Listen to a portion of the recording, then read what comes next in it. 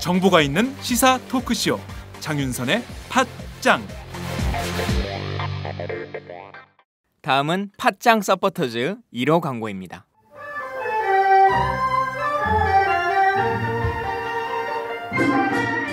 양꼬치집에 대한 모든 편견을 깼다. 풍무 양꼬치. 착한 가격, 품격 있는 공간. 국내외 유명인들도 자주 찾는 풍무 양꼬치. 나는 그 집 양갈비가 훨씬 맛있던데. 누나, 나는 그 집 맛있는 요리들이 지금도 잊혀지지 않고 있어요.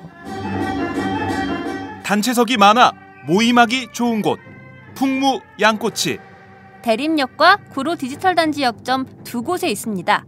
예약 문의 02809-9292, 02809-9292. 잠깐, 팟짱 애청자라고 말씀하시면 통큰 서비스를 제공합니다.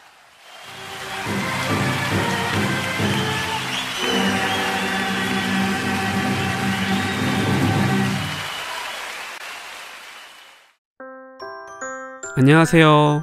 충남 금산에서 아버지와 함께 인삼농사를 지어 홍삼을 만들고 있는 젊은 농부 이성규입니다. 사람들은 쉽게 양심하지만 양심은 말로 하는 것이 아닙니다. 품질로 증명하는 것입니다. 양심은 고지식의 대명사 아버지가, 품질은 항상 발전을 추구하는 아들이 각각 책임지는 환상적인 조화, 거기다 직거래가 가능한 합리적인 가격까지. 믿을 수 있는 홍삼 제품을 찾고 계신가요? 노력한 만큼 내어주는 자연의 마음을 알기에 참 착한 홍삼. 지금 검색창에 정성농장 홍삼을 검색하세요.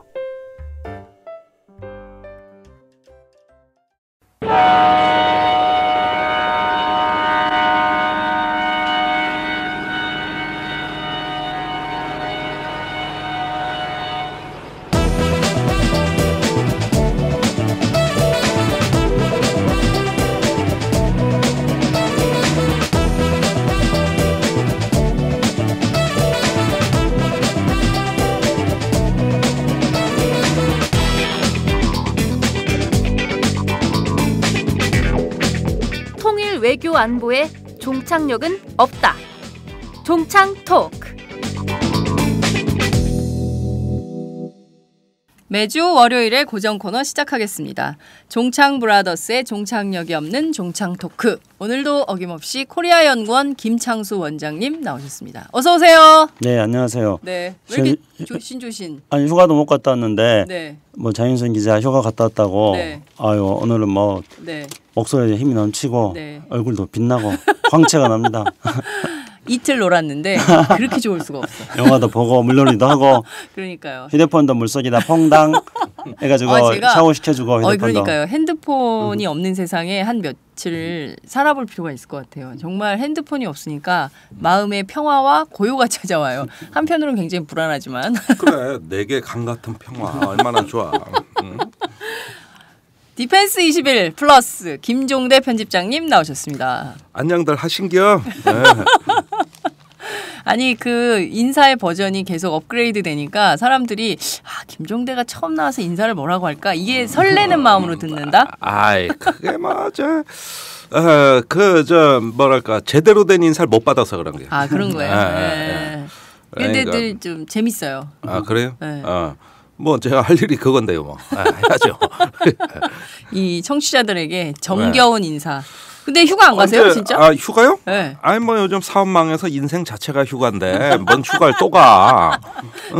빚 갚아야지. 그렇구나. 네. 아니 그래도 다들 더운데 무더위 속에 폭염특보 막 그 재난 문자도 오잖아. 네. 대통령 담화 발표하시는데 국민안전처에서 재난 문자 막 보내주고. 그거 참 열받대. 그 소리도 또 자극적이라고. 그러니까, 막 울려. 막 울려. 사이렌이야. 사이렌이야. 급해 뭔가. 근데 폭염 문자. 근데 좀 어디 에어컨 시원한데 영화라도 좀 보러 가셨어야 되는 거 아니에요? 봤죠. 영화 보셨죠? 네. 뭐 봤습니까? 당연히 암살 봤죠. 암살.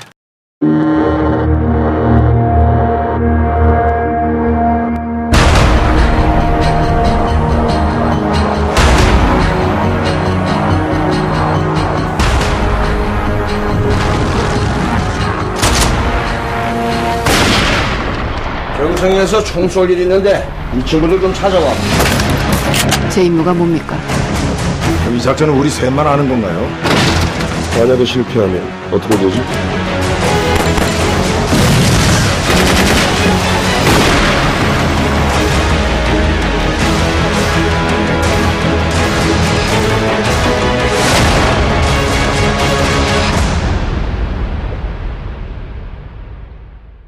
아니 제가 어저께 밤중에 그 영화를 부랴부랴 원래 우리 셋이 같이 보고 극장에서 토크하기로 했는데 다 각자 보셨잖아요. 그래서 저도 어제 오밤중에 부랴부랴 갔는데 불야성이에요. 극장에 자리가 없어. 자리가 없어요. 네. 네. 지금 8.15를 맞이해가지고 네. 지금 광복 70주년이라고 하지 않습니까? 네. 네, 광복 70주년이 이렇게 허망할 수가 없어요. 되는 게 없잖아요 지금. 박근혜 대통령은 지금 취임해서부터 분단 68년입니다. 분단 69년입니다. 올해는 분단 70년입니다. 계속 그렇게 말했거든요. 내년엔 분단 71년이죠. 근데 박근혜 대통령의 특징은 말만 하는 거 아닙니까?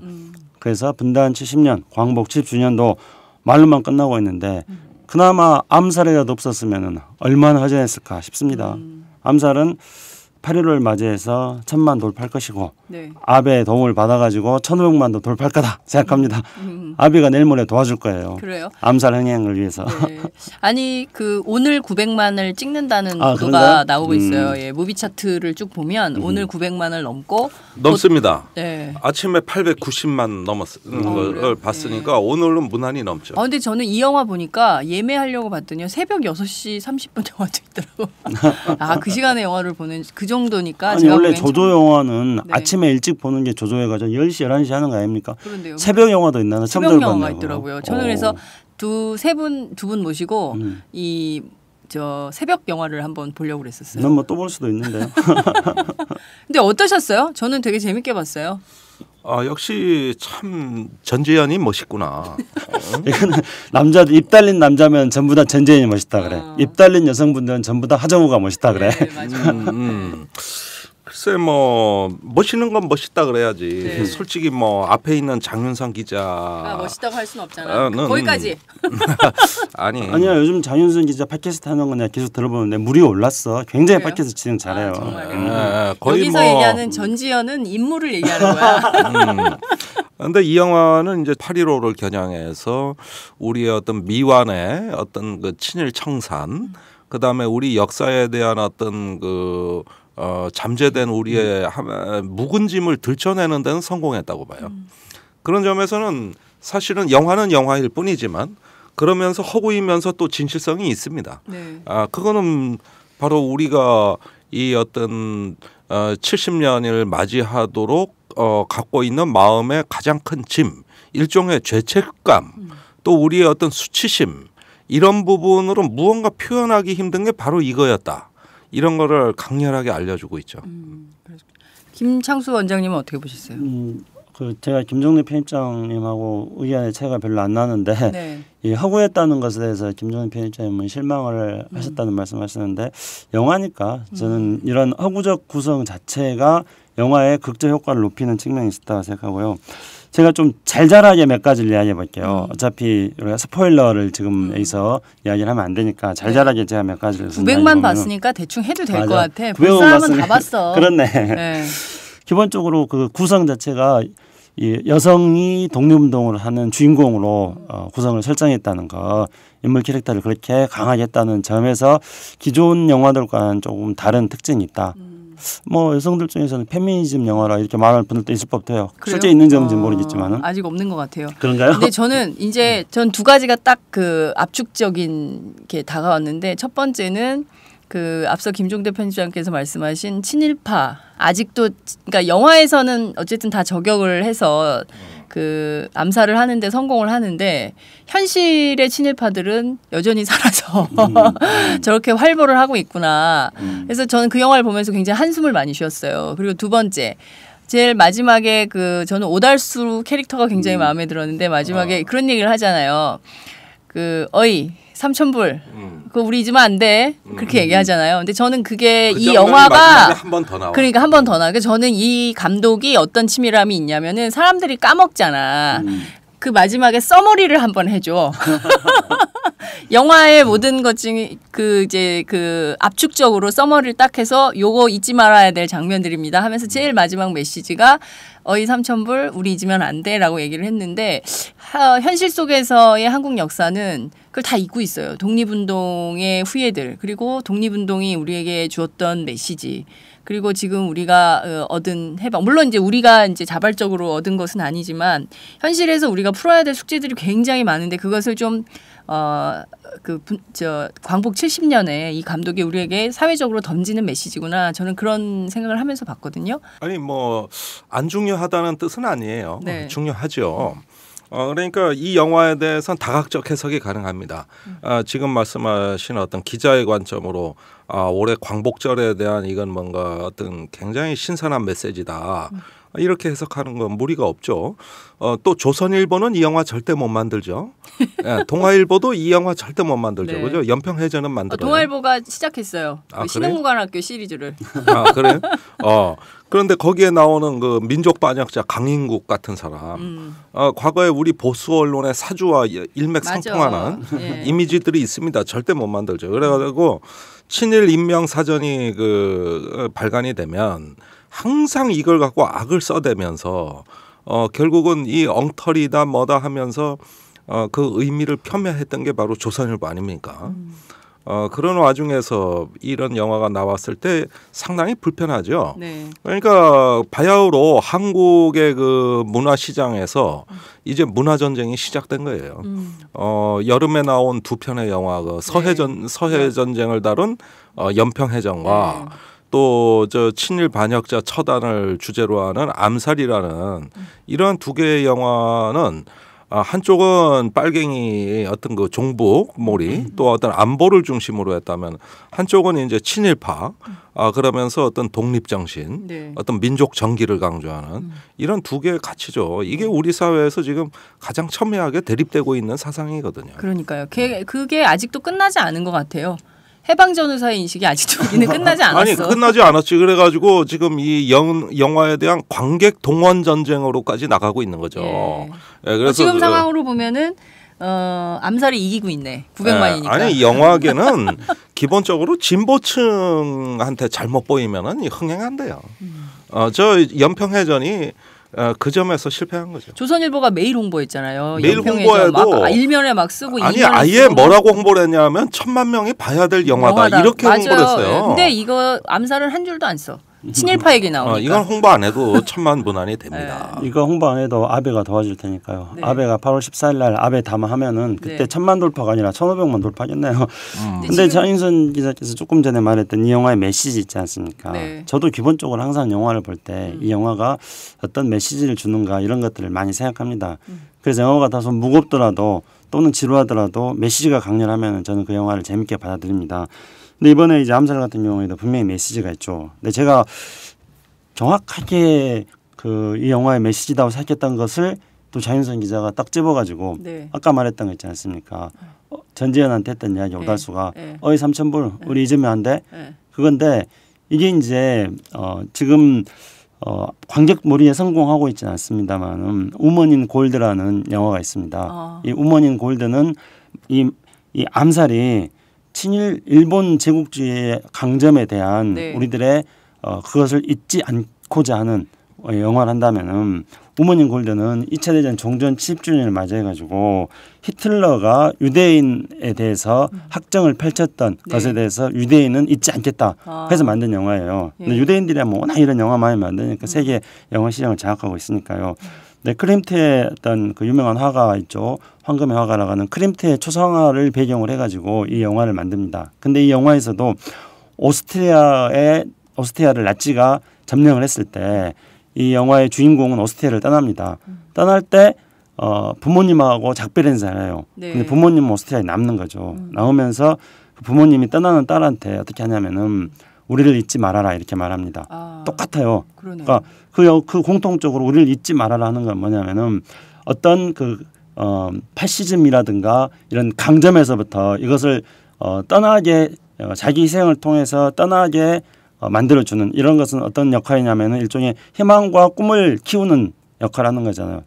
희생을 통해 가지고 희망을 만드는 사람들은 자기 생의 대가로 다른 걸 원하지 않습니다. 희망이 꽃 피우기를 원하는 거죠. 그러나 다 한 가지 바라는 게 있다는 거죠. 그는 기억해달라. 잊지 말아달라. 이겁니다. 그 두 가지 영화에서 똑같이 관철하고 있는 거라고 생각합니다. 결국은 이 영화에서 암살에 있어서 핵심적인 건 잊지 말아라는 거죠. 뭘 잊지 말 것인가. 그 나라를 위해서 민족을 위해서 쓰러져간 우리를 잊지 말아라. 이런 것도 있겠죠. 근데 우리 이 현실, 우리의 이 역사 이걸 잊지 말아라는 거겠죠.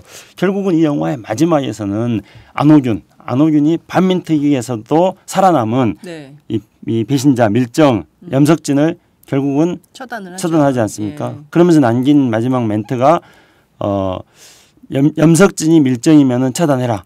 16년 전 임무 완수합니다. 네. 뭐 그렇게 끝나잖아요. 총을 쏘죠. 총을 쏘죠. 네. 이건 뭐냐면 잊지 않겠다는 거잖아요. 기억하고 있다는 거잖아요. 기억하고 행동을 해야 되는 거죠. 그렇죠. 네. 그래서 이제 결국은 이 영화의 핵심적인 메시지는 바로 잊지 말자, 기억하자, 친일 행동 또는 일본 제국주의의 식민지 강점 이런 것들에서 잊지 말자는 거죠. 저는 거기서 그것도 되게 인상적이었어요. 동지를 왜 팔았나 그런 말을 하잖아요. 근데 옛날에 80년대 학생운동할 때 뿌락지 막 잡으러 뿌락지 막 잡으러 다니고 그랬잖아요. 막 뿌락지 잡아가지고 그랬던 것처럼 어찌됐든 그 우리의 역사 그를 그냥 고스란히 다 보여주는 것 같아요. 그 친일에 부역했던 사람들 또 돈을 위해서 그렇게 지금도 이렇게 다 승승장구하고 있는 사람들 아닙니까? 친일의 뿌리를 친일의 잔재를 청산하지 못한 우리의 역사가 결국엔 지금 왜곡된 형태로 계속 뭐 재벌에도 나타나죠, 언론에도 나타나죠, 정치 권력에도 나타나죠. 모든 영역에서 문화만 아닌가 봐, 영화만 그런 생각이 들어요. 네, 그것은 이제 최근에 역사전쟁의 형태로 이 문제가 계속 들춰지고 불편해하시는 분들도 많을 거예요. 이제 그만 잊지. 뭐 또 이런 걸 갖다가 들춰내고 난리야. 날리고 그런데 우리가 창수 형이 지금 좋은 얘기했는데 그 역사의 전쟁은 기억의 전쟁입니다. 그런데 이 기억의 전쟁이라는 걸 의미를 잘 보셔야 되는 게 어떤 역사적인 사실에 대한 기억들은 그대로 보존되는 게 아니라 삭제, 변형, 왜곡된다는 데 문제가 있는 것이죠. 네. 사실은 그 지나간 역사적 사실이라 하더라도 얼마든지 조작됩니다. 그러니까 역사는 그걸 또 재규명하고 검증하고 또 재발견하면서 지금 공자 논어가 다시 써야지고 있다고. 그게 언제적 얘기입니까? 2000년 전 얘기입니다. 네. 그러나 그것을 어떻게 기억하느냐, 회상해내느냐, 결국은 역사는 기억의 전쟁이라고 보면 되겠어요. 그런 면에서는 그 우리가 이제 분단에서 해방에서 분단으로 이어지는 이 짧은 기간, 약 한 5년여 기간에 대해서 우리는 어떻게 기억하느냐를 가지고 사회는 첨예하게 대립하고 있는 겁니다. 역시 기억의 전쟁인 것이죠. 그런데 이런 그 기억의 전쟁을 통해 가지고 내가 알고 있는 기억을 다른 그 반대편에 있는 사람들이 이것을 왜곡시키거나 점철시킬 때는 참을 수가 없는 겁니다. 이것이 우리의 민중들의 대다수의 그 지난 어떤 그 분단에서 전쟁으로 이어지는 그 고통의 기억을 국가가 어쩌면 뺏어갈지도 모른다는 두려움이 있는 것이죠. 네. 예를 들어서 한국 전쟁 때 총 390만 명이 사망했는데 그중에 85%가 민간인입니다. 네. 거의 다 민간인이에요. 그런데 오늘날 그것을 기억하는 것은 군인들에 대한 추념, 군인들 전몰 장병에 대한 기억만 강요되고 있잖아요. 그렇습니다. 그러면은 민간인들의 우리 할아버지, 할머니들 또 우리 어떤 그 큰아버지, 작은아버지들의 사연은 누가 기억해 주는 겁니까? 이게 지금 없어진 거예요. 네. 어디론가 다 사라진 겁니다. 그러니까 이럴 때 그 선택된 기억에 대해 가지고 민중은 저항합니다. 또 지식인은 이의를 제기하는 거죠. 네. 아니다. 우리 그 기억만 아니라 다른 기억이 있다. 이렇게 회상해내는 것이죠. 이럴 때 오랫동안 잊혀졌던 것이 다시 떠올려질 때 그것이 우리한테 감동을 주는 거예요. 이번에 암살 같은 경우도 그렇습니다. 한동안 우리 사회 친일 논쟁이 그래 많지가 않았다고. 맞아요. 예, 한 10년 전엔 많았어요. 그런데 최근에 이것이 한동안 잊혀지고 있었는데 그 여당 대표 김무성 대표가 미국 가가지고 상당히 그 민족 정서와는 좀 동떨어진 발언이 나오고 거기에다 아주 절묘하게도 대통령 동생 그 이름도 예쁜 박근영 씨가 오히려 그 이름이 더 대통령 같지만 그 일본 갔다 와서 저 무슨 소리야, 그게. 경천동지할 네. 말들을 진짜. 쏟아내기 시작했습니다. 네. 아주 이 영화가 나온 시점이 절묘했어요. 네.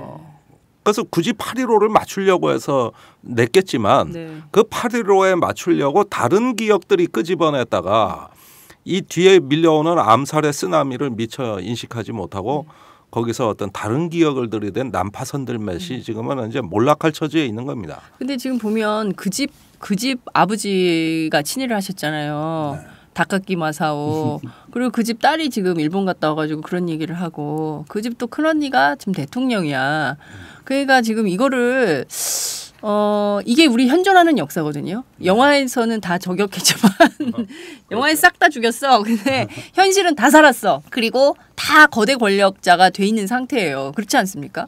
이거를 보면서 저는 한숨이 나더라고요. 그렇기 때문에 이 영화가 주는 메시지가 아까 기억이라고 이제 네. 우리가 대체로 공감대를 지금 만들지 않습니까? 네. 그럼 이 영화가 주는 메시지가 기억이란다면은 지금 현재 우리 상황에 대해서 우리가 안타깝게 생각을 뭐 할 수밖에 없습니다. 근데 이제 김무성 대표 이야기를 한번 해볼게요. 김무성 대표가 이 영화를 봤잖아요. 네. 박근혜 대통령은 아직 안 보셨죠? 봤다는 얘기 못 들었어요. 김무성 대표가 보고 나서 만세삼창했어요. 만세삼창 했는데 대한독립 만세를 했단 말입니다. 근데 이게 이제 바로 기억을 재구성하는 김종대 대표 입장에 이야기했던 역사가 왜곡되고 기억이 재구성되는 거라고 말하는 그런 사례라고 생각합니다. 네. 그러니까 이 영화에서 말하고자 하는 것은 결국은 변절자, 변절자에 대해서 우리가 잊지 말아야 된다. 그리고 그 변절자로부터 우리의 독립운동된 사람들을 지키기 위한 사람들의 희생을 잊지 말아야 된다. 이런 게 이제 이 영화에서 말하고자 하는 기억을 메시지로 주고자 하는 거 아닙니까? 저는요 말씀하신 대로 그 김무성 대표가 만세삼창했잖아요. 암살 보고 나서 저는 그게 그 염석진이 재판 반민특위 재판에서 무통을 벗으면서 막 얘기하잖아요. 그래서 만세삼창했다고? 아니 그게 오버랩이 되더라고요. 저는 그 장면이 이렇게 겹쳐서 보이는 아주 거예요. 날카로운 관찰이에요. 네, 그게 이렇게 왜냐하면 그런 사람들 많잖아요. 내가 얼마나 이 나라를 위해서 이 헐벗은 국민들을 위해서 내가 애족하느라고 친일도 필요하니까 한 거지. 내가 뭐 나 혼자만 잘 살자고 한 거야? 라고 강인철인가? 강인국도 그런 얘기를 하잖아요. 근데 저는 그게 지금 우리 뿌리에 그런 게 다 있는 거예요, 지금. 자, 그런데 거기에는 딜레마가 있죠. 무슨 얘기냐면은 우리가 흔히 식민지 시대 근대화가 됐다 그러지만 그건 사실이 아닙니다. 식민지 시대에는 산업화가 된 겁니다. 근대화는 오히려 역행한 시대였어요. 민족 국가의 어떤 비전과 희망이 말살됐던 시대 아닙니까? 그런데 근대화라고 하면은 우리의 민족 정체성을 가지고 하나의 어떤 국가를 만드는 거를 근대화라고 한다면 그런 근대화에선 역행했던 시기였던 것이죠. 그렇다면은 근대 이미지를 빼버리고 나면은 일부 산업으로 우리가 먹고 살 수 있는 약간의 터전을 마련한 건 사실입니다. 발전소 만들었고 도로 만들었고 철도 만들었고 그다음에 어떤 몇 가지 개발을 통해 공업을 일으켰던 건 사실이죠. 그리고 그 일제 시대 때 만들어진 산업이 해방 후에는 소위 불화재산이라 그래가지고 몇몇 개인들 그 정부에 잘 보인 사람들한테 그 일본의 어떤 그 몰수한 이런 어떤 기업을 불화해 준 겁니다. 김무성 아버지가 그런 거잖아요. 그렇죠. 그게 오늘날 재벌의 시초입니다. 맞아요. 네.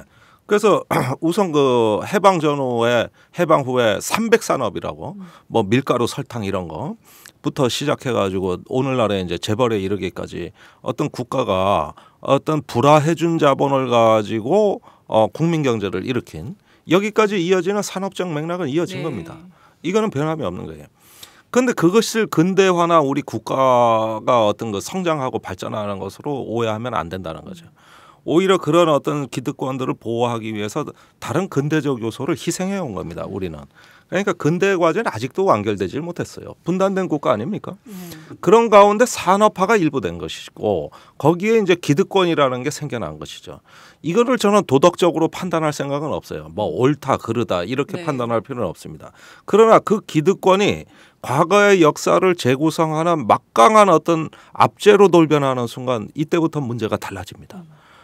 바로 그 강인국 뭐 이런 어떤 사람들로 대표되는 사람들은 뭐냐 하면은 일부 산업 세력이기도 하고 나중에 지주 세력들하고도 손을 잡지만은 그러면서 대한민국에 있어가지고 아래로부터의 발전의 그 동력을 철저히 말살하는 세력의 편에 섰다는 데 문제가 있는 겁니다. 결국 우리 근대 과제가 점점 멀어진 것이죠. 아까 제가 그 김무성의 기억 이야기 그 하고 조금 다른 얘기를 좀 해보고자 하는데요. 김무성 새누리당 대표가 기억해야 될 거는 안호균이 1949년도에 그 염석진을 저격했을 때 김구 선생의 그 명령 그것을 기억해서 수행한다 했던 것을 기억해야 된다는 겁니다. 그러니까 우리가 아직도 친일잔재가 청산되고 있지 않다는 것. 이거는 일제시대 때 독립운동했던 우리 선조들의 어떤 우리에게 주어진 과제가 지금 여전히 남아있다는 것을 기억해야 된다는 것이죠. 친일 청산이라는 것들을 우리는 기억해야 되는 건데 김무성 대표는 물타기를 하는 겁니다. 그 자기 그 아버지와의 관계 때문에 이렇게 물타기를 했을 거라고 생각을 하는데 어쨌든 이 영화를 통해서 우리가 강조하고자 하는 메시지에서 기억이 뭔가 하는 것들을 좀 분명히 해야 되겠다는 점 하고요. 근데 저는 앞에 그 김무성 대표 얘기하면서 어떤 역사의 삭제, 변형, 왜곡 과정을 김종대 편집장께서 말씀하셨는데 실제로 이게 지금 현재에서 벌어지고 있는 일이잖아요. 김무성 대표가 그 이 교과서를 국정교과서로 만들자고 하는 얘기를 하고 동시에 아버지의 친일 기록을 점점 삭제를 해서 인터넷에서 찾기 어렵고 오히려 그것을 이제 김용주 선생의 이제 과거에 잘했던 일들을 이제 반론하는 형태로 변형시키고 또 왜곡해서 발전해가 이런 식으로 이제 가고 있기 때문에 저는 이 점을 우리가 또 다른 측면에서 기억하고 지켜봐야 되는 것은 아닌가라는 생각이 좀 들기도 했어요. 맞습니다. 그러니까 결국은 권력은 기억을 재구성할 수 있는 독점적인 권한 이걸 권력이라고 보는 것이죠. 국정교과서 얘기는 바로 그런 맥락입니다. 사람들의 기억이 멋대로 재구성되는 걸 용납하지 않겠다는 뜻입니다. 국가가 개입해가지고 다 만들어줘야 된다는 것이죠. 그러면 국정교과서뿐이겠습니까? 앞으로 뭐 국정자 들어가는 뭐 국정공인좌파부터 시작해서 국정 뭐 음식점부터 다 생길 수도 있는 겁니다. 그 제주도에 가서 또 그런 얘기를 강조를 하잖아요. 그 종북좌파를 너무 사랑하시는 것 같아. 계속 말끝마다 이제 종북좌파를 꺼내가지고 이제 좌파들이 집권하는 세상에 대해서는 굉장히 불안을 가지고 계시고 특히 진보 진영에 대한 불안이 되게 많은 것 같아요. 아무래도 이게 친일의 뿌리를 두고 있기 때문에 그런. 그렇죠. 근데 이런 영화 자체가 엄청 불편할 거예요. 예. 근데 거기 가서 만세삼창을 하고 또. 아니 그러니까 그게 바로 그 저기 뭡니까? 그 염대장, 바로 그런 행태라고 할 수 있는데 어떤 특별한 자기 역사관, 사상 또는 어떤 그 민족관이라고나 할까 어떤 우리 공동체에 대한 중심적 사상이 없이 여기저기 부평초처럼 떠돌아다니는 인생들이 있단 말이죠. 사실 언제는 또 저 사람이 저 당에 왜 갔지 싶을 정도의 우리도 그런 경우 많이 보지 않습니까? 저 뉴라이트 면면들 보면 다 아는 사람들이잖아. 맞아. 우리 옛날에 다 아는 사람들 아니야. 같이 했던 분들 아니에요? 여기 한번 읽어주세요. 하모 씨, 신모 씨, 뭐 다 그 옛날에 동지들이잖아. 다 동지들. 동지를 왜 팔았냐라고 물어봐. 아니 그런데 이렇게 된 거예요. 그분들이 한때는 남한의 독재 정부를 반대하느라고 북한 정부에 관심을 가졌던 사람입니다. 그런데 지금은 북한의 독재 정부를 반대하느라고 남한의 민주주의 세력을 공격하는 거죠. 그러니까 무엇을 반대하다 보니까 나머지는 그때그때 다 새로 짜여지는 것이요. 그런데 그런 것들에 대해서는 하나의 어떤 정권에 대한 안티테제로서의 사상이라면은 그럴 수도 있는데 그게 아니라 우리가 가져야 될 긍정적 세계관이 있는 거 아니에요. 우리가 어디로 가야 되는 우리가 꿈꾸는 미래상이 있는 거 아닙니까? 이걸 원래 기본 사상으로 해놓으면은 그렇게 쉽게 안 흔들리는데 언제는 남한 정부 반대하다, 언제는 북한 정부 반대하다 이러다 보니까 맨날 주적이 바뀐단 말이에요. 이 사람들은. 1930년대 상황하고 지금 비슷한 것 같아요. 그 영화를 보면서 현실에 이렇게 투입을 해보면 염석진은 누구랑 비슷하다, 누구는 누구랑 비슷하다 이런 게 다 이렇게 오버랩이 좀 되더라고요. 그렇죠. 그때도 빈부격차가 풍자가 굉장히 심했거든요. 네. 그래서 그 미츠코시 백화점에 가가지고 그 화려한 코트를 사입을 수 있는 사람은 극소수였겠죠. 네. 근데 1%. 재벌. 99% 뭐하고 1%하고의 구도로서 지금의 사회를 설명하는 것과 1930년대와 차이가 없을 정도이다. 네. 그래서 월가를 점령해라 이런 이야기가 나오는 것과 거기에 대해서 우리가 동조하는 것과 일맥상통하다는 생각이 들고 친일 잔재가 청산되지 않았고 오늘날 우리 사회에서 이 빈익빈 부익부 현상이 발생하는 그 상층에 존재하고 있는 세력들이 그때 미츠코시 백화점에서 그 화려한 코트를 사입했던 사람들하고 동일하다는 게 우리가 기억해야 될 일이죠. 슬픈 일이고요. 그리고 그 김무성 대표 국정교과서 문제 한 말씀만 좀 드리자면요. 저는 이 영화에서 정말 깜짝 놀랐던 게 약산 김원봉이 등장했다는 사실입니다. 약산은 우리 지금 기억하고 있는 사람 별로 없을 거예요. 우리 이 영화를 봤던 우리 젊은이들 저 사람이 누구지 이럴 겁니다. 근데 약산 김원봉은 정말 훌륭한 독립운동가였죠. 약산 김원봉은 그 노선을 말하지 한다면은 어떤 보수 우파 정도에 속했을 겁니다. 네. 민족주의 진영에 있었죠. 그 사람은 공산주의자나 사회주의자나 뭐 좌파나 이런 건 아니었습니다. 그런데 아나키스트였어요. 그래서 우리가 이제 아나키스트를 뭐 좌파적으로 보는데 아나키스트들은 그런 뭐 무정부주의나 뭐 좌파나 이렇게 하는 게 아나키즘을 왜곡하는 건데요. 자유주의자들 아니야? 자유주의적인 성향도 있죠. 근데 아나키스트들은 스스로 휴머니스트라고 말합니다. 아나키즘 핵심은 휴머니스트라고 하는데 근데 김원봉은 그 아나키즘에 기초해 가지고 의열단을 만들어서 일본과 무장 투쟁을 했던 독립운동가입니다. 근데 김원봉은 우리 역사에서 지금 그거 사라졌어요. 왜 김원봉이 사라졌냐면은 김원봉이 이제 해방 이후에 귀국했지 않습니까? 근데 귀국해서 김원봉을 체포해가지고 김원봉을 고문한 사람이 누구였는지 압니까? 친일파죠. 그 사람이 친일 경찰 노덕술이었어요. 아마 이 영화에서 이경영이 연기한 강인국이 결국은 이제 친일파였는데 경찰로 변신하지 않았습니까? 근데 바로 그 강인국이 약산을 아니라 경찰로 한 사람은 이정재였죠. 네, 염석진이었죠. 그렇죠. 그러니까 그 염석진이 약산 김원봉을 고문한 것과 다름없는 게 영화에서는 나오지 않았지만은 현실이었다는 거죠. 그렇기 때문에 이제 남북 그 김구 선생이 남북 정당 사회단 연석회의를 제안하면서 통일 국가를 수립하기 위해서 김구 선생이 38선 넘어가지 않습니까? 그때 약산도 같이 갑니다. 그 약산은 돌아오지 않아요.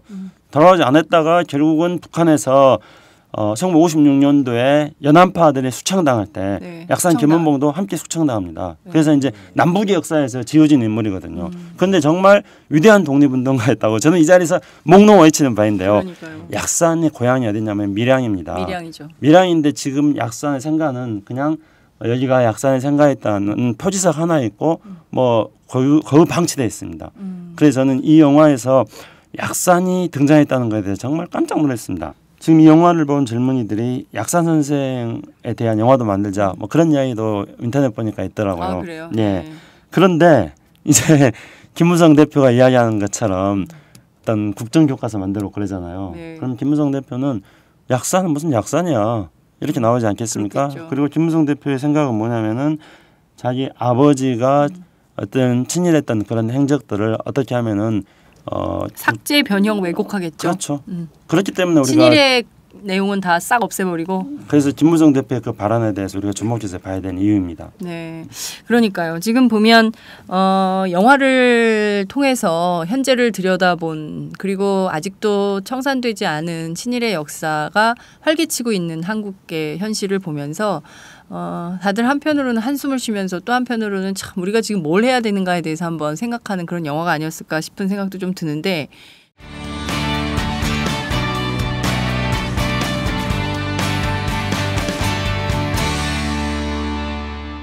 여러분은 지금 오마이뉴스 장윤선 기자가 진행하는 팟캐스트 팟짱을 듣고 계십니다. 그나저나 이제 아베가 드디어 담화 초안을 작성했어요. 초안에 핵심이 빠졌어요.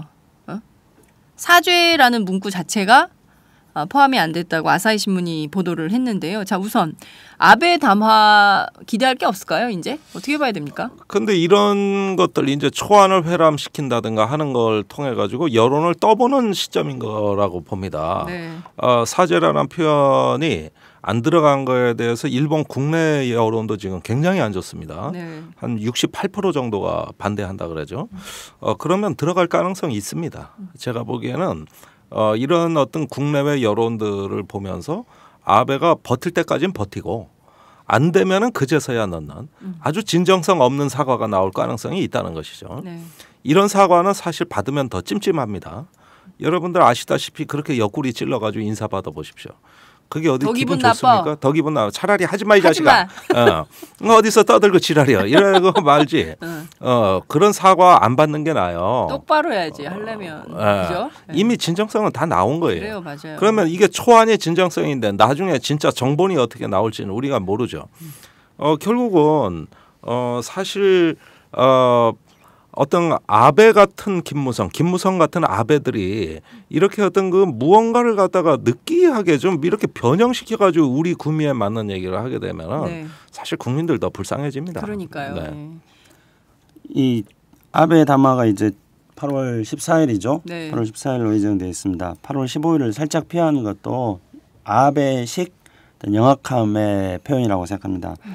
근데 핵심은 결국은 그 2차 대전 종전 50주년 때 했던 무라야마 담화 그리고 이것을 60주년 때 고이즈미 담화는 그대로 계승했습니다.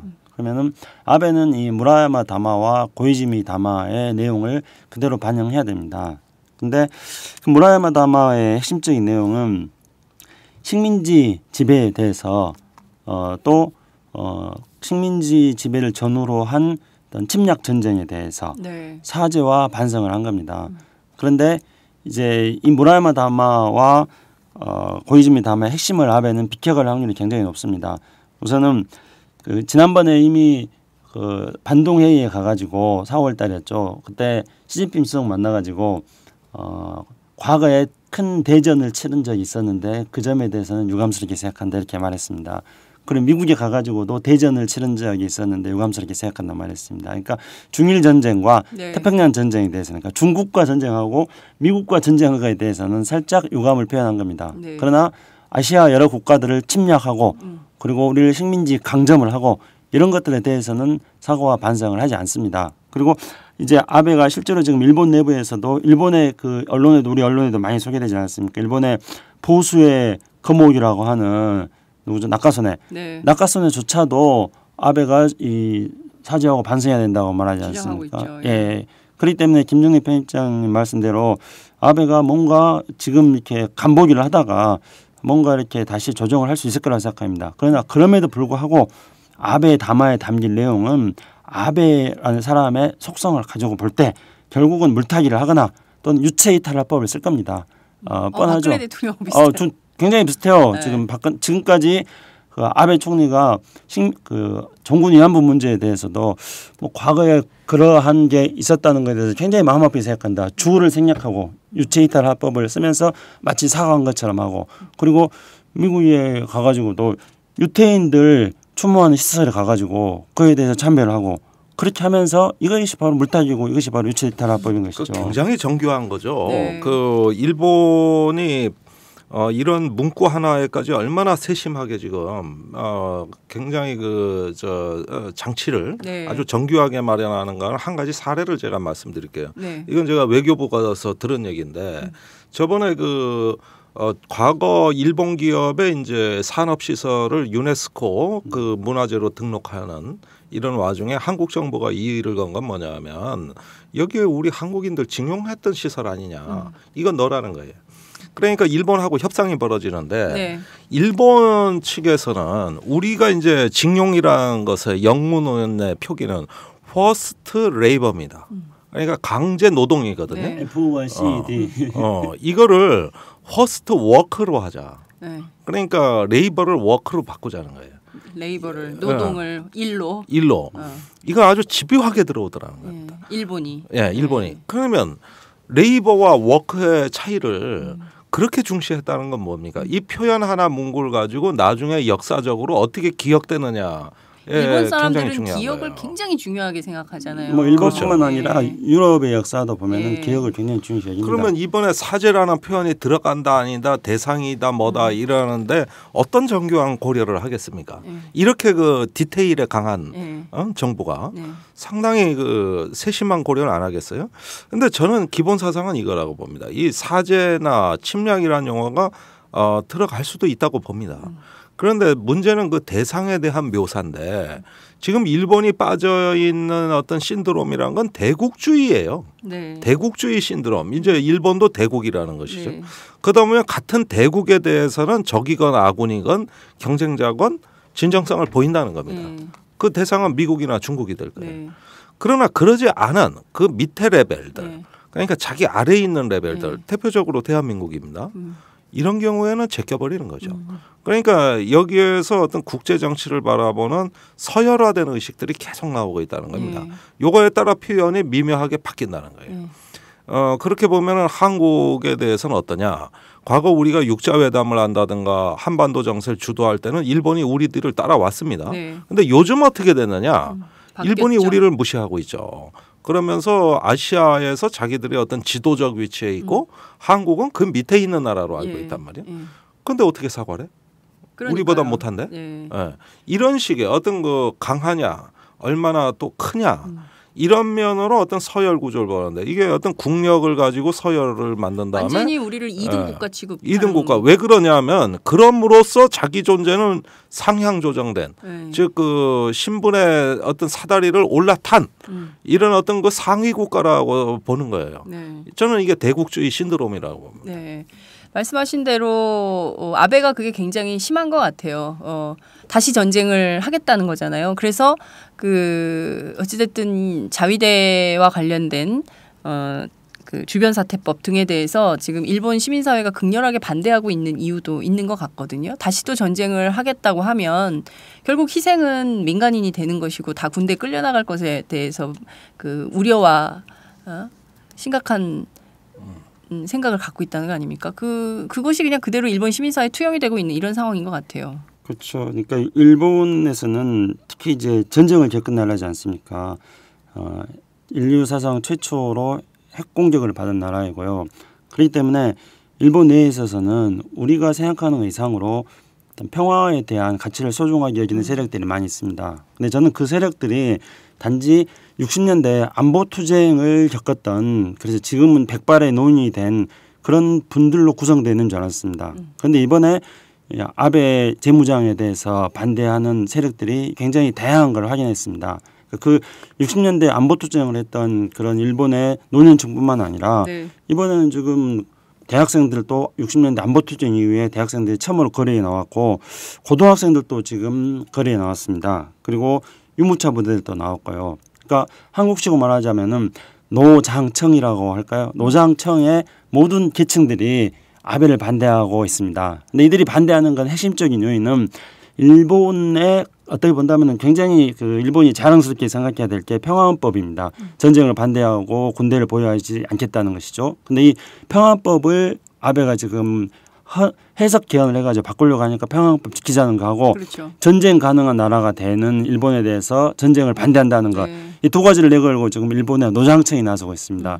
근데 저는 일본의 노장청이 나선 것 물론 이제 그 고등학생들이나 대학생들은 또 징집제가 부활될 것에 대한 두려움도 분명히 있는 것이죠. 왜냐하면은 특히 젊은층들은 왜냐하면 헌법에서는 징집제는 뭐 있을 수 없습니다. 일본 평화헌법에서는 징집제가 금지됐는데, 근데 아베는 평화헌법도 교묘하게 해석 개헌을 해가지고 뭐 평화헌법을 부정하고 뭐 집단적 자유권 인정하는 판인데 또 해석 개헌을 해가지고 얼마든지 징집제도 할 수 있다는 그런 또 두려움도 있는 것이죠. 그런데 이제 저는 이런 일본 시민사회의 흐름에서 굉장히 어떤 소중한 힘을 발견합니다. 그는 미국이 지금 지난번에도 말씀드렸습니다만 오바마 대통령이 제가 다 잘하는데 한반도 정책, 아시아 정책만 못한다 그랬지 않습니까? 그런데 이제 아베의 극우주의적인 성향과 연대해가지고 한국이 거기에 동참을 해서 그래서 중국을 견제하겠다는 게 오바마 정부의 지금 아시아 재균형 정책의 핵심입니다. 똑같은 말 했고. 그렇죠. 김무성도 가서 그런 거였죠. 그런데 이제 이번에 이 일본 시민사회의 그런 움직임을 보면서 아베의 지지율이 갑자기 30%대로 떨어져 버렸습니다. 그래서 미국에서는 이것을 보면서 저는 일본의 극우주의자들하고 손을 잡아서는 안 되겠구나. 그런 일말의 각성이 저는 미국 사회 내부에서도 생길 거라고 생각합니다. 그렇기 때문에 일본 시민사회의 움직임은 한국이 오히려 이명박 박근혜 정부를 거치면서 한국 사회가 침체되어 있는 것에 반해서 동아시아의 평화적인 움직임을 만들어 나갈 수 있는 평화적인 질서를 만들어 나갈 수 있는 그런 힘이 지금 일본에서 시민사회에서 힘을 일본 시민사회가 만들고 있다고 생각하기 때문에 굉장히 고무적으로 지켜보고 있습니다. 러브레터를 아베한테 쓰셔. 내가 쓰기엔 그래. 좀 그래? 그러고 저기 그 프렌드십 러브레터로 할까? 글쎄 네. 아니 다짜고짜 네. 얘는 좀 거칠게 다뤄야 돼. 거칠게 다뤄야 돼요. 너 일로 와봐. 그렇지. 러브레터가 아니라 협박 편지 보내도 돼. 협박 편지요. 한판 뜨자. 아니 일본 젊은이들도 그렇게 예. 뭐 거기 협박성 무슨 막 구호를 만들어가지고 외치던데요. 네. 아베 재수 없어 이러면서. 글쎄 참 새로운 현상이죠. 그런데 결국은 우리가 하나의 역사적 변동을 겪고 있다는 사실을 알아야 됩니다. 지금 그 박근혜 정부 들어와서 우리가 주변 사강이 모두 힘을 전면에 내세운 어떤 힘의 정치를 표방한 최초의 사강 외교 시대에 진입하고 있는 겁니다. 과거에 일본은 감히 못 그랬어요. 평화헌법이 있고 어디 자기가 네. 그러고 저기 또 중국도 도강양해 해가지고 뭐 힘을 함부로 자랑하지 말자 이런 어떤 좀 평화적이고 외교적인 어떤 규범에 묶여 있었다고 한다면 박근혜 정부 들어와서 지금 주변 사강을 보면 다 노골적으로 아예 힘을 표방합니다. 아예. 그러니까 좀 푸틴 보십시오 또 거기다가 그다음에 북쪽에 김정은 보십시오. 주변 사강 플러스 북한까지 해가지고 전부 다 이제는 어떤 그 무력을 앞세우고 나의 힘을 과시하는 행태로 주변국의 그 면모가 전부 일신이 됐습니다. 그런 어떤 힘이 작용하는 국제 정치의 사강 외교를 우리가 지금 처음 해보는 겁니다. 지금이 견뎌내지 못하는 지금이 처음이에요. 그래서 한국만 지금 그러한 외교를 하지 아니하고 네. 나름대로 고립은 돼 있지만은 사실은 우리 본분을 지키고 있다고 저는 생각을 해요. 그러면은 이러한 어떤 그 새로운 시기의 역사적인 변동의 의미는 과연 무엇이겠냐는 것이죠. 네. 이렇게 힘과 힘이 충돌하며 무정부성을 강화하는 국제 정치의 한복판에 지금 한국이 중심권으로 가고 있다는 얘기고 네. 그것이 태풍의 눈이 된다는 얘기입니다. 결국 우리가 주변에 이러한 어떤 자기 분수를 모르고 어떤 자기의 힘을 주체하지 못해서 과시하고자 하는 불편한 이웃을 옆에 두고 있는 한국의 입장. 그것도 한 명이 아니라 몇 명씩. 네. 이런 경우에 있어가지고 한국이 가야 될 것은 국제사회에서 잘 조화되고 공존할 수 있는 어떤 규범으로 주도하는 수밖에 없다. 한국이 힘을 같이 앞세워 봤자 네. 누굴 위협할 거냐. 우리 국력 가지고 누구를 위협할 거냐는 거예요. 근데 왜 이렇게 동북아에서 우리는 OECD 굉장히 잘 사는 나라임에도 불구하고 굉장히 그 동북아에서는 힘의 질서에서 볼 땐 굉장히 약소국 신세예요. 구한말이나 지금이나 똑같아. 1930년대나 지금이나 이렇게 우리가 주도적으로 돌파하지 못하고 늘 이렇게 주변에 눈치 보면서 끼어가지고 고래 싸움에 낀 새우처럼 맨날 왜 이렇게 새우 신세를 면치 못하고 있나라는 답답증이 좀 있거든요. 지금 보면 박근혜 대통령 그 중국에 갈 거냐 말 거냐. 지난번에 러시아 전승기념일 안 간다 이렇게 했었는데 그러면 이번에 중국도 안 가? 중국은 어떻게 할 거야? 이것도 이제 지금 논란이에요. 저는 안 갈 거라고 봐요. 안 갈 거라고 보세요? 네. 아니 그러니까 미국이 교도통신 가지 말라고 할 필요도 없어요. 미국이 가지 말라고 그랬다는 거 아니에요? 미국은 아니라고 미국은 얘기하지만 아니라고 그러고 있어요. 네. 안 갈 거라고 봐야죠. 네. 안 가는 거예요? 못 가는 거예요? 아니 저기 가고는 싶겠지. 네. 중국과 관계는 잘 하고 싶겠죠.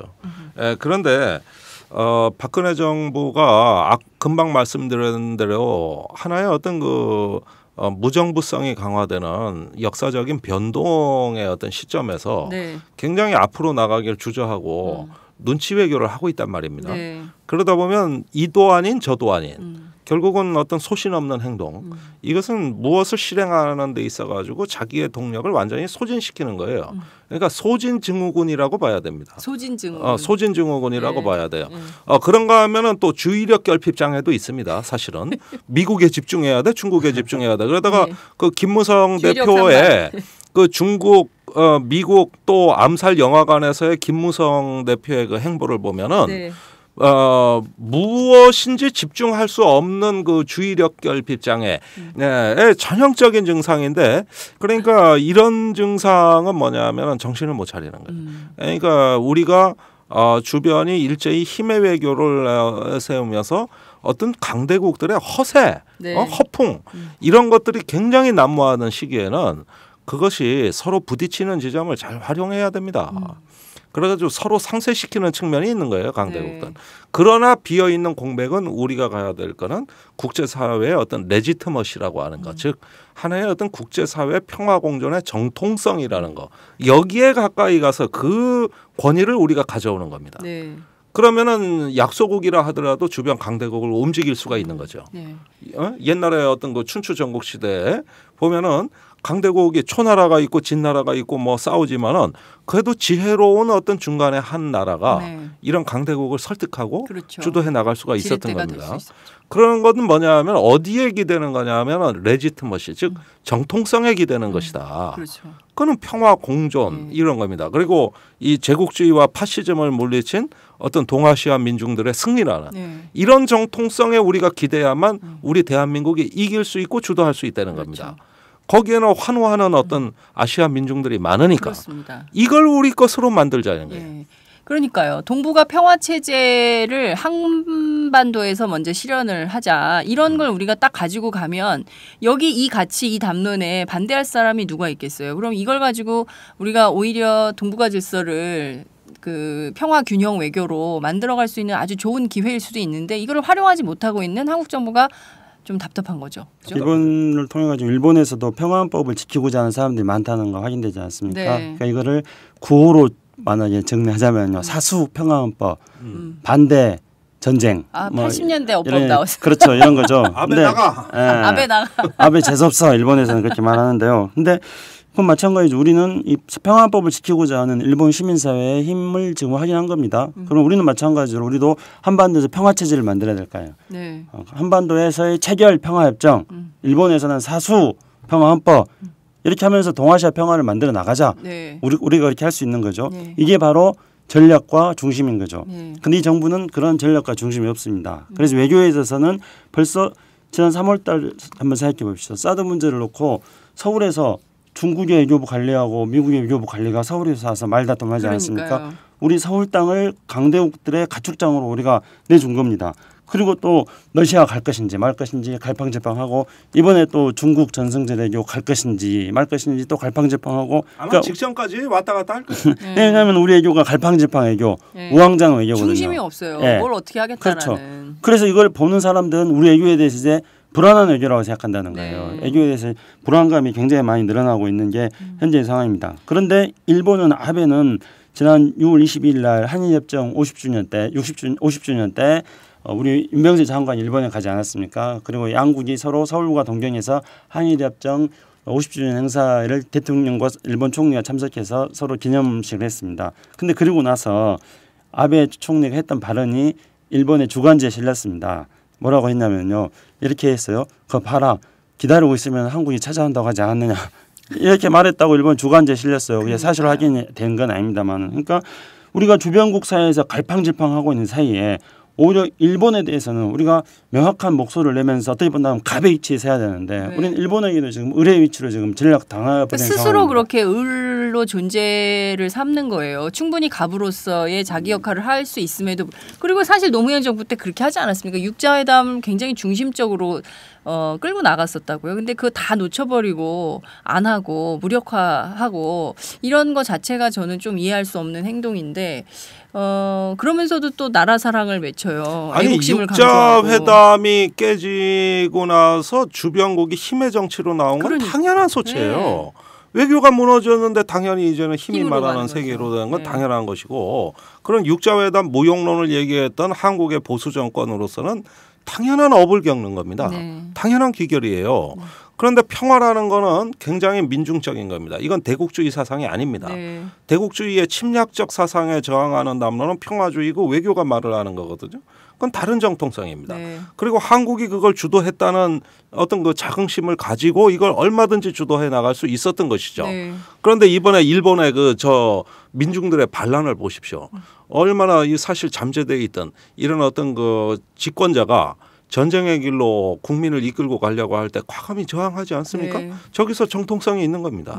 또 펄벅의 대지에서 말했던 중국 농민들의 그 고난으로 점철된 네. 이런 민중들이 있는 것이죠. 또 박경리의 토지에 나오는 정말 우리 그 저기 만주까지 헤아리는 한반도 민중들의 또 정통성이 있는 것이죠. 네. 또 님 웨일즈의 아리랑에서 말하는 김산이라는 그 독립운동가를 둘러싼 또 우리 민족의 정통성이 있는 것이죠. 다 우리 자산입니다. 네. 이게 남의 겁니까? 우리가 다 먹으면 되는 거예요. 그러면서 하나의 어떤 이런 자산을 기반으로 해가지고 평화 공존과 새로운 어떤 큰 역사에 대한 비전을 만들어서 이걸 무기로 해서 힘을 앞세우는 강대국을 설득해 나간다면 네. 아니 얼마나 이것이 실현 가능성이 높고 또 굉장히 미래에 대해서 돋보이는 그야말로 역사를 만드는 지도자 같습니까? 네. 이걸 못할 거라면은 뭐 관둬야지 뭐. 그러니까 이것도 아니라면은 네, 저는 결국 할 일이 이거밖에 없는데. 참 이런 게 답답해요. 정말 왜 그런 얘기 하잖아요. 조두부 먹냐. 그런 것처럼 잘 차려진 육자회담이 있었는데 그거를 스스로 발로 차고 깽판 치고 이런 것도 좀 이해할 수 없고 참 답답한 게 한두 가지가 아닌데 오늘 저희가 좀 긴 얘기를 했습니다. 1930년대부터 2015년 8월 10일 오늘의 정치까지 쭉 읊어봤는데요. 정부가 자기 역할을 제대로 충실히 할 때 그리고 정통성을 제대로 가지고 있을 때 흔들림이 없는 거거든요. 그런데 지금은 계속 흔들리고 이리 왔다 저리 갔다 왔다 갔다 하면서 중심을 못 찾고 자기 자리를 제대로 못 찾고 뭐 이런 상태가 계속되는 거 아닌가 싶습니다. 좀 마지막으로 아베 담화도 앞두고 있는데 꼭 하시고 싶으신 얘기가 있으신 것 같아요. 김창수 원장님. 아니 마무리의 말을 하려고 지금 생각하고 있는데 네. 이심전심이네요. 네. 그러니까 뭐 특별하게 꼭 할 말이라기보다도요. 지난번 방송 끝나고 나서 장윤선 기자께서 시일야 방송 뭐였죠? 시일야 방송 대곡 네. 목노와 즉금의 현실을 통곡하노라. 완전히 방송이 시일야 방송 대국이었다 네. 이랬지 않습니까? 근데 오늘도 좀 그런 논조로 갔는데 불가피하게 우리가 지금 광복 70주년을 맞이하고 있습니다만은 우리가 접하고 있는 현실이 목노와 이 현실을 통곡하노라 말을 하지 않을 수가 없는 상황입니다. 광복 70주년인데 한 게 뭐가 있습니까? 된 게 뭐가 있습니까? 가슴 뛰는 게 뭐가 있습니까? 허탈하지 않습니까? 이 암살령이 없었다면은 일본 시민사회가 아베에 대해서 저항하지 않았다면은 우리는 광복 70년을 얼마나 허망하게 보냈을까. 장윤선 기자랑 김정민 편집자랑 나가서 막걸리 한잔 할 수도 없고 아침부터. 하여간 암살 영화 저는 굉장히 이 시점에 이 시기적절한 물론 상업 영화이긴 합니다만은 생각할 거리를 많이 남겨준 영화였고 오늘 그런 이야기 나눠서 또 팟짱에서 영화 이야기를 해보니까 또 재밌죠. 여러분들 괜찮네요. 기억해요. 지난 가을 우리가 덕수궁에서 하지 않았습니까? 맞아. 셀카봉으로 사진도 찍어가면서 우리 얘기하고 있는 뒤쪽에서 남녀가 뽀뽀했어. 그것도 막 고발하고 그때 이제 구한말 시대와 그때 김창수 원장님이 제일 강조했던 게 그것입니다. 내년이 바로 광복 70년이다. 내년에 광복 70년 굉장히 화려한 행사들이 많이 있을 텐데 정말 우리가 광복 70년을 제대로 기억하고 제대로 기념해야 우리가 더 앞으로 나아갈 수 있다라고 했는데 오늘의 현실은 된 게 없고 참혹하게 따름 없고 현실은 암울하게 짝이 없고 이런 것 같습니다. 참 답답한 현실인데요. 그래도 뚫고 나가야죠. 그죠? 아니 그렇게 암울하지만 않아요. 네. 네. 밝은 미래가 있다는 것을 믿으며 오늘 방송 여기서 마무리하도록 하겠습니다. 감사합니다. 감사합니다. 제가 오마이뉴스 10만인 클럽 후원한 지 솔직히 얼마 안 됐어요. 최근 얼마 전부터 제가 하기 시작했는데 그 이유는 지금 제대로 된 언론이 없는 시대에 살고 있잖아요. 그래서 제대로 된 언론에게 힘을 보태줘야겠다는 생각이 들어서 진짜 작지만 한 사람의 10,000원이지만 이게 모이면 제대로 된 언론의 역할을 해줘 오마이뉴스가 힘을 받아서 좀 더 많은 사람들에게 제대로 된 언론의 역할을 보여줄 수 있지 않을까 그런 응원의 마음으로 가입하게 됐고 그래서 여동생한테도 권해서 같이 하자 좋은 일이니까 그렇게 하게 됐고요. 그리고 또 바라는 게 있다면 아무래도 인터넷 뉴스니까 인터넷으로만 이제 기사를 많이 접하시잖아요. 그래서 페이스북이나 트위터, 인터넷을 많이 접하지 않는 분들에게 어떻게 하면 이 바른 언론의 소리가 전달될까 이런 것도 좀 더 고민하셔서 맨날 TV 종편만 보시는 그런 어르신들에게도 어떻게 하면 이 바른 언론이 전해질 수 있을까를 좀 오마이뉴스가 고민해봐 주셨으면 그래서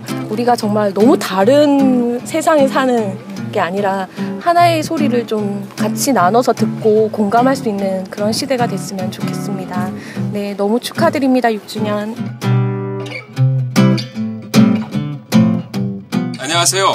오마이뉴스 최종 병기라고 바득바득 우기고 있는 김병기입니다. 15년 동안 기자로 뛰고 있습니다. 여러분이 보내주신 자발적 구독료가 제 월급이었어요. 정말 고맙습니다. 장윤선의 팟짱도 그렇게 만들어요. 팟캐스트 제작비 스폰서가 되어주세요. 10만인 클럽에 가입하시면 되는데요. 02-733-5505 내선번호 274번으로 전화주세요. 아니면 오마이뉴스 홈페이지 우측 상단에 동그란 주황색 배너가 있거든요. 그걸 꾹 눌러주세요. 청취자 여러분, 열심히 뛰겠습니다. 아싸!